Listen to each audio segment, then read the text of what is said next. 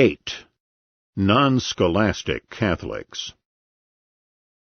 Turning from the Protestants and the Anabaptist extremists, there were some Catholics during the 16th century who were not scholastics, and who did not participate in the Reformation struggles, but who contributed significantly to the development of economic thought. One of these was a universal genius whose new way of viewing the world has stamped itself on world history, the Pole Nicholas Copernicus, 1473 to 1543. Copernicus was born in Thorn, Thuringia, part of Royal Prussia, then a subject state of the Kingdom of Poland. He came from a well-to-do and even distinguished family, his father being a wholesale merchant and his uncle and mentor the Bishop of Ermelant. Copernicus proved an inveterate student and theorist in many areas, studying mathematics at the University of Krakow, becoming a skilled painter, studying canon law and astronomy at the famous University of Bologna. Becoming a cleric, Copernicus was named canon of the cathedral at Frauenburg at the age of 24, but then took leave to lecture at Rome and to study in several fields. He then earned a doctor's degree in canon law at the University of Ferrara in 1503 and a medical degree at the University of Padua 2 years later. He became physician to his uncle, the bishop, and later served full-time as canon of the cathedral. Meanwhile, as an avocation in the course of his busy life, this remarkable theorist elaborated the new system of astronomy, that the Earth and other planets rotated around the Sun, rather than vice versa. Copernicus turned his attention to monetary affairs when King Sigismund I of Poland asked him to offer proposals for reform of the tangled currency of the area. Since the 1460s, Prussian Poland, where Copernicus lived, was the home of 3 different currencies, that of Royal Prussia, the Polish kingdom itself, and that of Prussia of the Teutonic Order. None of the governments maintained a single standard of weight. The Teutonic Order, in particular, kept debasing and circulating cheaper money. Copernicus finished his paper in 1517, and it was delivered to the Royal Prussian Assembly in 1522 and published 4 years later.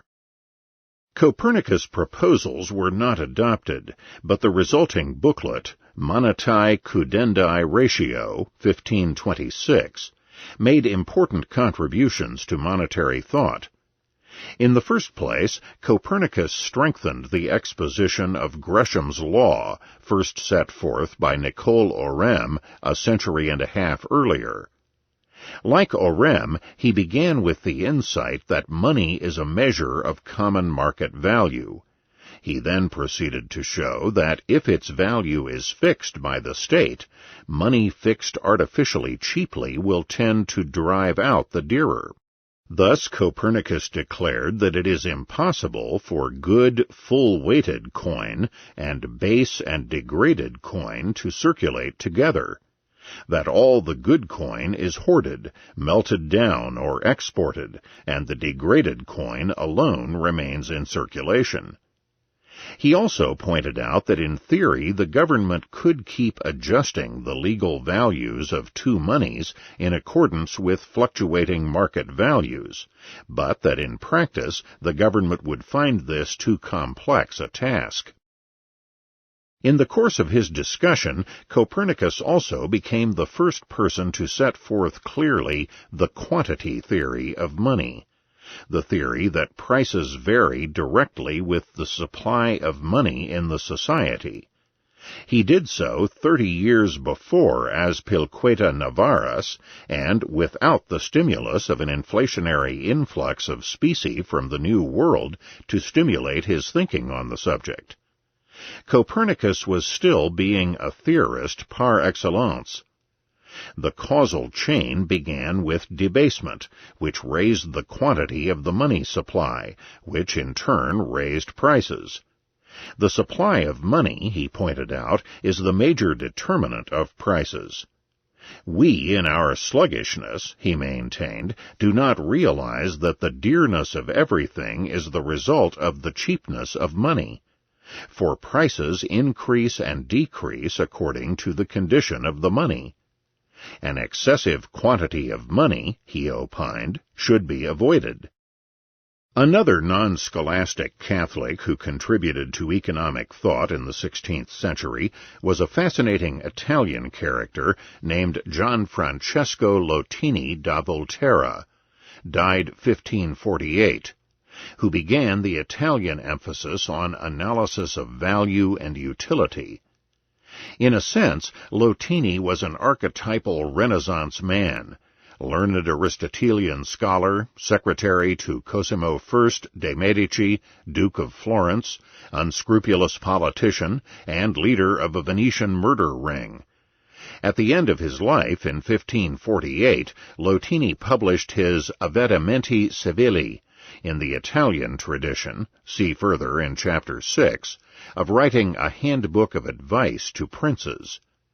The Avvedimenti was the work of an elder statesman dedicated to Francesco, the Medici Grand Duke of Tuscany. Latini investigated consumer demand and pointed out that the valuation of consumers was rooted in the pleasure they could derive from the various goods. In a new hedonistic emphasis, he pointed out that pleasure comes from satisfying man's needs. While counseling the use of moderation, an Aristotelian theme, regulated by reason in satisfying desires, Latini lamented that some people's wants and demands seem to be infinite. I have known many whose demand could not be satisfied. As in the case of several predecessors, Latini saw the fact of time preference. People evaluate present goods higher than future goods, that is, than present expectations of attaining these goods in the future. Unfortunately, Latini gave to this perfectly reasonable and ineluctable fact of nature a moralistic twist. Somehow, this was an improper overestimation of present and underestimation of future goods. This unwarranted moralistic critique was to plague economic thought in the future. As Latini phrased it, the present, which is before our eyes, and which can, so to speak, be grasped with our hands, has forced, more often than not, even wise men to pay more attention to the nearest satisfaction than to hope for the far future. The reasons for this universal fact of time preference are that people pay more attention to things they can perceive with their senses than things they can learn of by reason, and that only a few people follow a long-lasting and risky project stubbornly to its end. In the first reason, Latini begs the question, the problem is not senses versus reason, but something evident to the senses now versus what is only expected to be evident at some time in the future. His second reason is more on the mark. The emphasis on the long-lasting touches on the crucial problem of length of waiting time, and the word risky brings another and critical factor into play, the degree of risk that the object will never become evident to the senses at all. Latini's work went into several editions shortly after his death, and a copy has been found belonging to the great English poet and theologian John Donne, 1573 to 1631, whose marginal notes reveal the Aristotelian influence upon Donne. Successor to Latini was Bernardo Davanzati, 1529 to 1606, a Florentine merchant, erudite classicist, and renowned translator of Tacitus, and an arch-Catholic historian of the Reformation in England. At the age of 17, young Davanzati became a member of the Florentine Academy. In two works, written in lively Italian style in 1582, and especially in his Lezioni delle Moneta, 1588, Davanzati applied the scholastic type of utility analysis to the theory of money. Thus Davanzati approached and solved, with the exception of the marginal element, the paradox of value, comparing demand and scarcity. Davanzati also followed Buridan in developing what would later be the excellent analysis by Karl Menger, father of the Austrian school in the late 19th century, of the origin of money. Men, wrote Davanzati, need many things for the maintenance of life, but climates and people's skills differ. Hence there arises a division of labor in society. All goods are therefore produced, distributed, and enjoyed by means of exchange. Barter was soon found to be inconvenient, and so locations for exchange developed, such as fairs and markets. After that, people agreed, but here Davanzati was cloudy on how this agreement took place, to use a certain commodity as money, that is, as a medium for all exchanges. First, gold and silver were used in lump pieces. Then they were weighed, and then stamped to show weight and fineness in the form of coins. Unfortunately, in his later historical sketch of the theory of money, Menger was ungracious enough to dismiss Davanzati brusquely as simply someone who traces the origin of money back to the authority of the state. 9. Radical Huguenots. Calvin began his own Reformation after Luther, but it rapidly swept through Western Europe, triumphing not only in Switzerland, but more importantly in the Dutch Netherlands, the main commercial and financial center of Europe in the 17th century, and coming within a hair's breadth of dominating Great Britain and France. In Britain, Scotland was conquered by Calvinism in the form of the Presbyterian Church, and Calvinist Puritanism heavily influenced the Anglican Church and almost conquered England in the mid-17th century. France was rent by religious political wars during the last 4 decades of the 16th century, and the Calvinists, known as Huguenots, were not far from triumphing there. Though converting no more than 5% of the population, the Huguenots were extremely influential in the nobility and in pockets in northern and southwestern France. John Calvin, fully as much as Luther, preached the doctrine of absolute obedience and non-resistance to duly constituted government, regardless of how evil that government may be. But Calvin's embattled followers, enjoying rising aspirations against non-Calvinist rulers, developed justifications for resistance to evil rulers. These were first set forth in the 1550s by the English Marian exiles in Switzerland and Germany during the reign of the last Catholic monarch in England, Queen Mary. This radical tradition, including the people's right to tyrannicide, was carried on by the Huguenots in the following decades. Stimulated by the horror of the massacre of St. Bartholomew's Day in 1572, the Huguenots promptly developed libertarian theories of radical resistance against the tyranny of the crown. Some of the most notable writings are the jurist François Hautemont's 1524 to 1590 Franco-Gallia, written in the late 1560s, but first published in 1573. The anonymous Political Discourses, 1574, and the culminating work at the end of the 1570s by Philippe Duplessis Mornay, 1549 to 1623, The Defense of Liberty Against Tyrants, 1579. Defending tyrannicide in particular was the political discourses, which bitterly attacked the so-called theologians and preachers who asserted that no one may ever lawfully kill a tyrant without a special revelation from God. The other Huguenot writers, however, were far more cautious on this touchy issue. Furthermore, 3 decades before the radical Spanish scholastic Juan de Mariana, the Huguenots advanced a pre-Lockean theory of popular sovereignty. In particular, Hautmont warned that a people's transference of their right to rule to the king can in no way be permanent or irrevocable. On the contrary, the people and their representative bodies have the right of continual surveillance of the king, as well as of taking away his power at any time. Not only that, but the States General is supposed to have continuing day-to-day power to rule. Hautmont won general Huguenot acceptance of this new creed by cloaking it in terms of Jean Calvin's original, quite contrasting, political doctrine. But Hautmont's argument for original popular rule was strictly historical, and the counterattacks of the royalist writers soon riddled the historical account with gross distortions.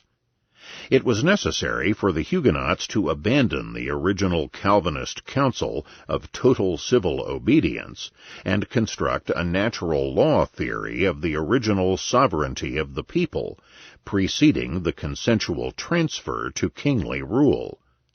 In short, the Huguenots had to rediscover and reappropriate the scholastic tradition of their hated Catholic opponents.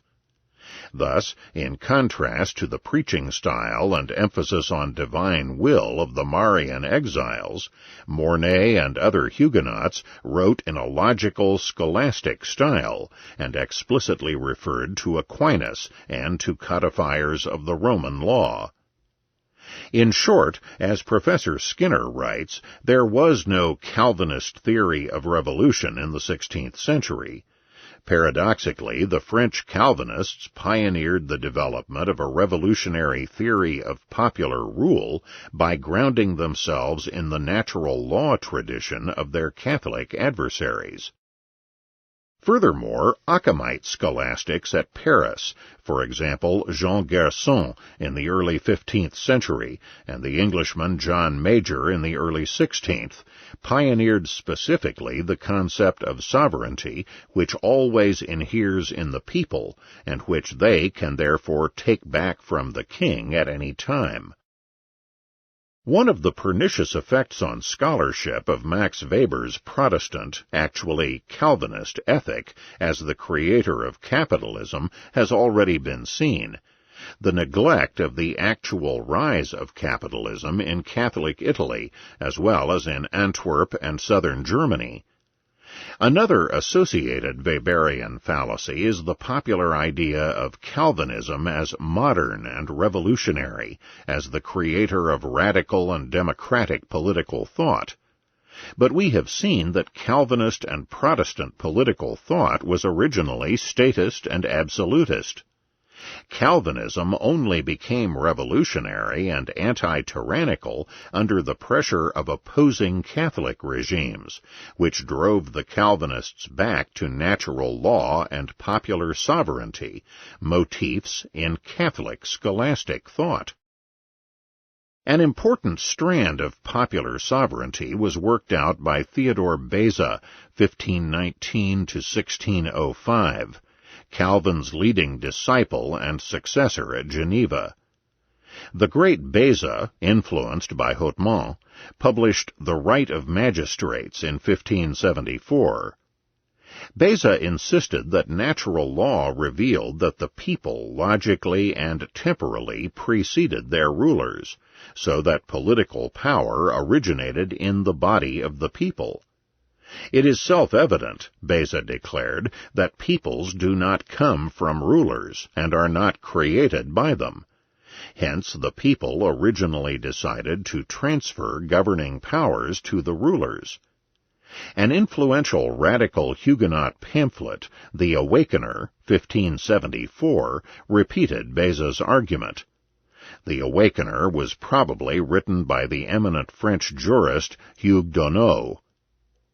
Man could not be naturally in subjection, the Awakener pointed out, for assemblies and groups of men existed everywhere before the creation of kings, and even today it is possible to find a people without a magistrate, but never a magistrate without a people.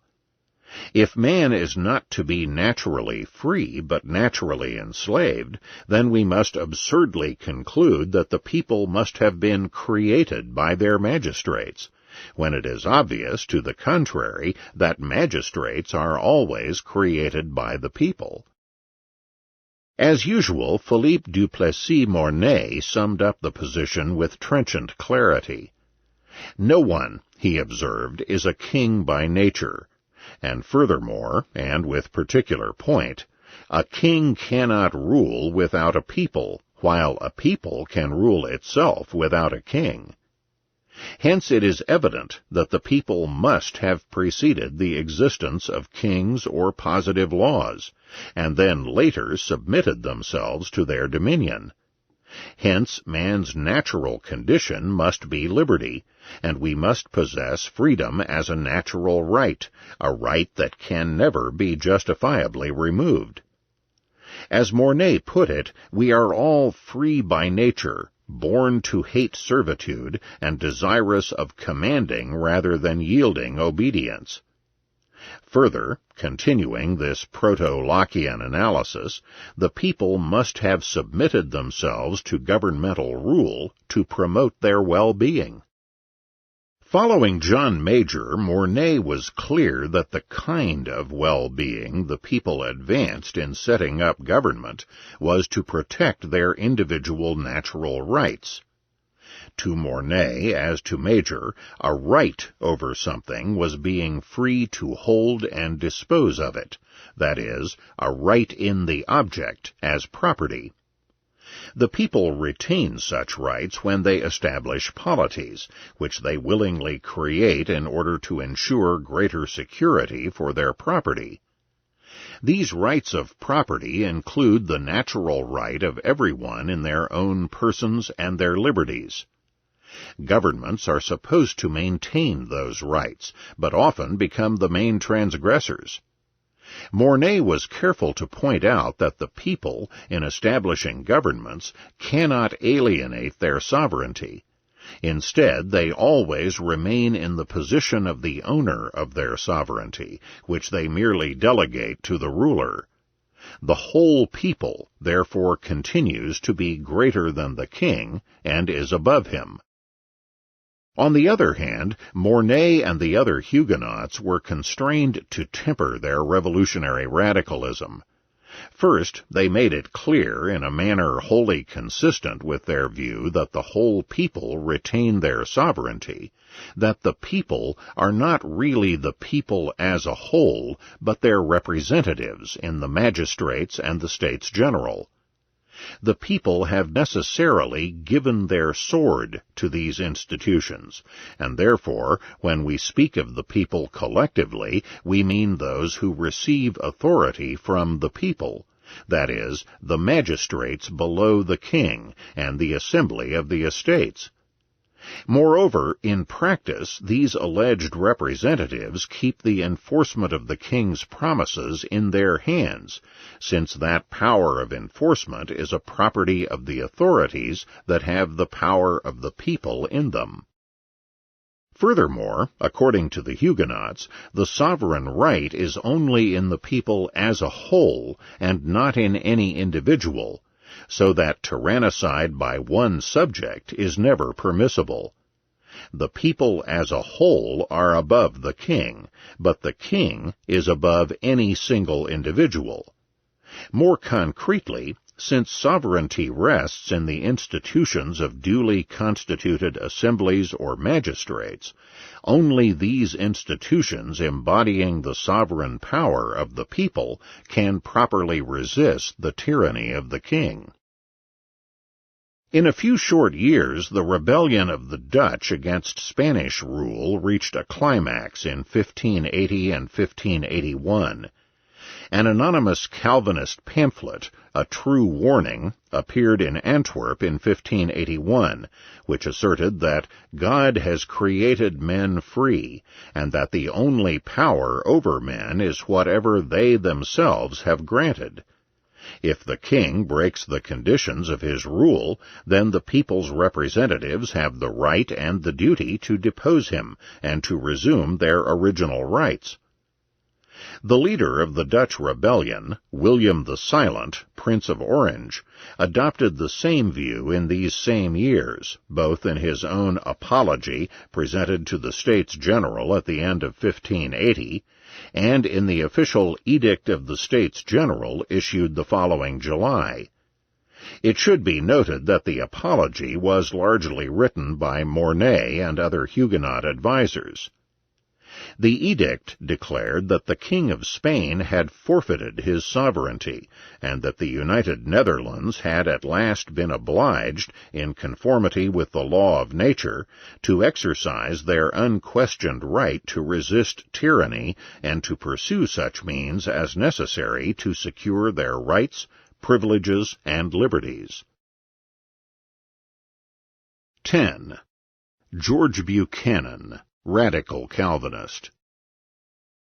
The most fascinating as well as the most radical of the Calvinist theorists of the late 16th century was not a French Huguenot, but a Scot, who spent most of his time in France. George Buchanan, 1506 to 1582, was a distinguished humanist historian and poet who taught Latin at the Collège de Guyenne in Bordeaux. Buchanan was trained in scholastic philosophy at the University of St. Andrews in the mid-1520s, where he studied under the great John Major. An early convert to Calvinism, Buchanan became a friend of Beza and of Mornay, and served as a member of the General Assembly of the Church of Scotland. British Calvinist thinkers of the 1550s, refugees from the Catholic rule of Queen Mary, had worked out in exile a justification for rebellion against tyranny in terms of the godly against idolatry. It remained to restate revolutionary theory in secular, natural rights terms, rather than in the strictly religious concepts of godliness and heresy. This feat was accomplished by the Scot, George Buchanan, in the midst of a struggle of the Calvinist majority of Scotland against their Catholic queen. A revolution in 1560 had conquered the Scottish Parliament for Calvinism in a now overwhelmingly Calvinist country, and 7 years later the Calvinists deposed the Catholic queen, Mary Stuart. In the course of this struggle, Buchanan, in 1567, began to draft his great work, The Right of the Kingdom in Scotland, which he published in 1579. Parts of Buchanan's argument appeared in speeches delivered by the new Scottish regent James Stuart, Earl of Moray, in 1568, and then in discussions between the Scottish and English governments 3 years later. Buchanan began, like the Huguenots, with the state of nature and a social contract by the people with their rulers, a contract in which they retained their sovereignty and their rights. But there were two major differences. In the first place, Beza and Mornay had talked of two such contracts, a political social contract and a religious covenant to act as a godly people. With Buchanan, the religious covenant drops out totally, and we are left with the political contract alone. Some historians have interpreted Buchanan's radical step as secularizing politics into an independent political science. More accurately, Buchanan emancipated political theory from the directly divine or theological concerns of the Protestant founders, and returned it to its earlier base in natural law and in human rights. More radically, Buchanan swept away the entire inconsistent Huguenot baggage of the people, virtually alienating their sovereignty to intermediate representatives. On the contrary, for Buchanan the people consent to and contract with a ruler, and retain their sovereign rights, with no mention of intermediate assemblies. But this puts far more revolutionary implications on natural rights and popular sovereignty. For then, when a king becomes tyrannical and violates his task to safeguard individual rights, this means that the whole body of the people, and even individual citizens, may be said to have the authority to resist and kill a legitimate ruler in defense of their rights.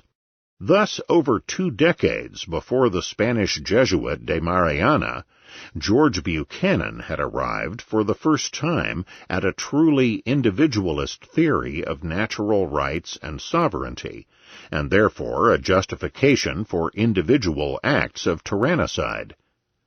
Thus, in what Professor Skinner calls a highly individualist and even anarchic view of political resistance, Buchanan stressed that since the people as a body create their ruler, it is possible at any time for the people to shake off whatever imperium they may have imposed on themselves. The reason being that anything which is done by a given power can be undone by a like power. Furthermore, Buchanan adds that since each individual must be pictured as agreeing to the formation of the Commonwealth for his own greater security and benefit, it follows that the right to kill or remove a tyrant must be lodged at all times, not only with the whole body of the people, but even with every individual citizen. So he willingly endorses the almost anarchic conclusion that even when, as frequently happens, someone from amongst the lowest and meanest of men decides to revenge the pride and insolence of a tyrant by simply taking upon himself the right to kill him, such actions are often judged to have been done quite rightly. We have seen that the Spanish Jesuit Juan de Mariana developed a similar theory of Lockean popular sovereignty and of individual tyrannicide 2 decades later.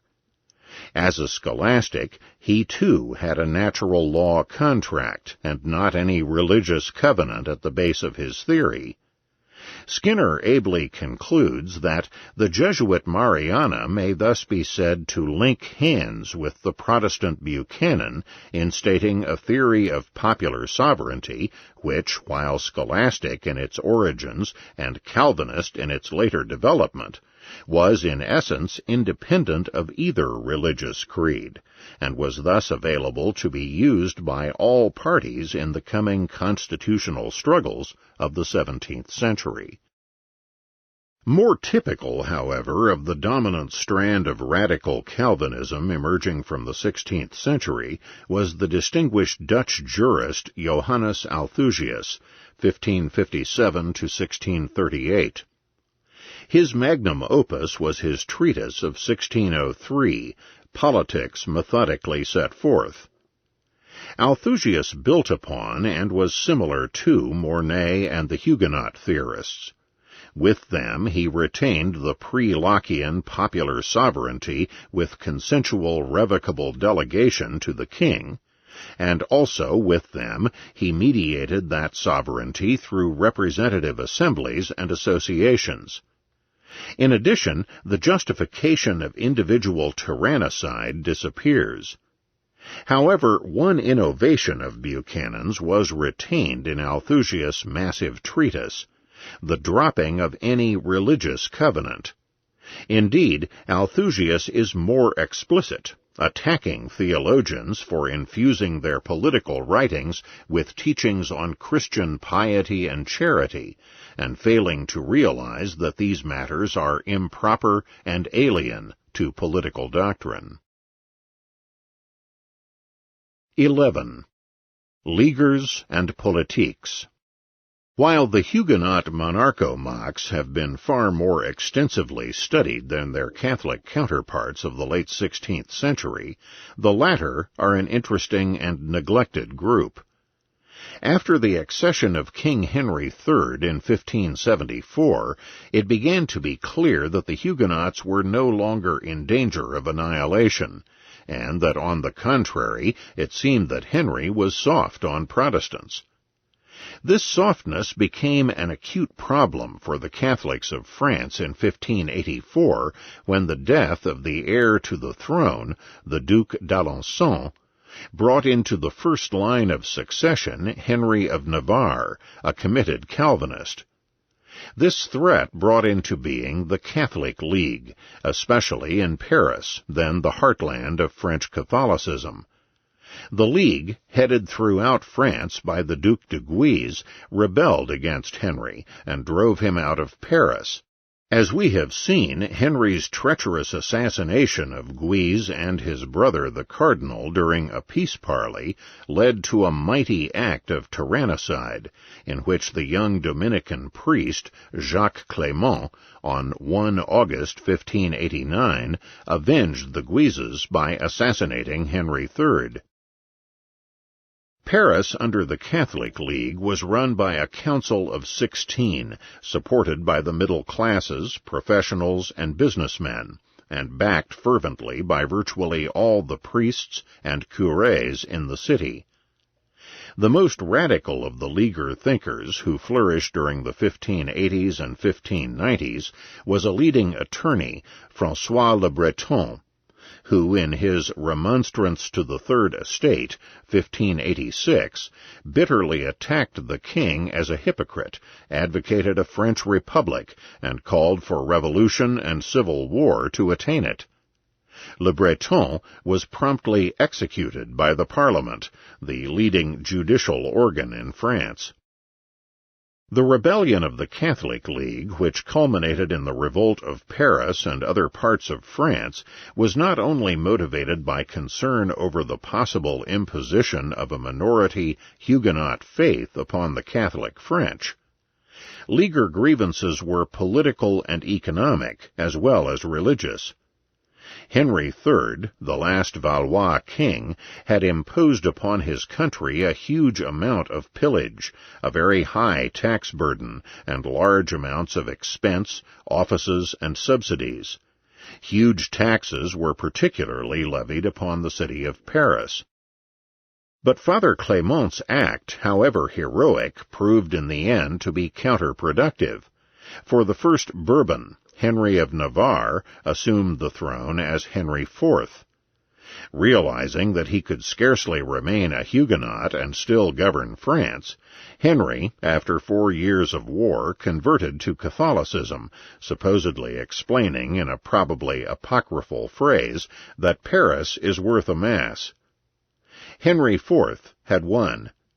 With the advent of the new Bourbon king came the rule of the centrist or moderate Catholics, the Politiques, the Politicals.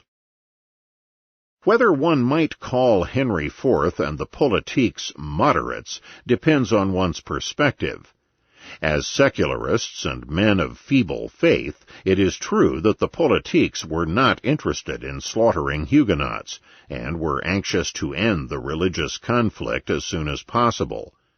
Henry did so in his Toleration Decree, the Edict of Nantes, in 1598. In that sense, the Politiques were middle-of-the-roaders, in between the two religious extremes, the Huguenots and the Catholic Leaguers. And that is the light that most historians have shed upon them. But in another important sense, the Politiques were not moderate at all. They were truly extreme in desiring to give all power to the absolute state, and to its embodiment in the King of France. In triumphing over both extremes, Henry IV and the Politiques rode roughshod over the only two groups who had called for resistance against royal tyranny. The victory of Henry also meant the end of French resistance to royal absolutism. Unchecked despotic rule by the Bourbons was now to be France's lot for 2 centuries, until it was brought to a violent end by the French Revolution. It was a high price indeed to pay for religious concord, especially since Louis XIV, the Sun King, the embodiment of French royal despotism, revoked the Edict of Nantes in 1685, and thereby drove many Huguenots out of France. In the long run, the religious peace of absolutist moderation turned out to be the peace of the grave for many Huguenots.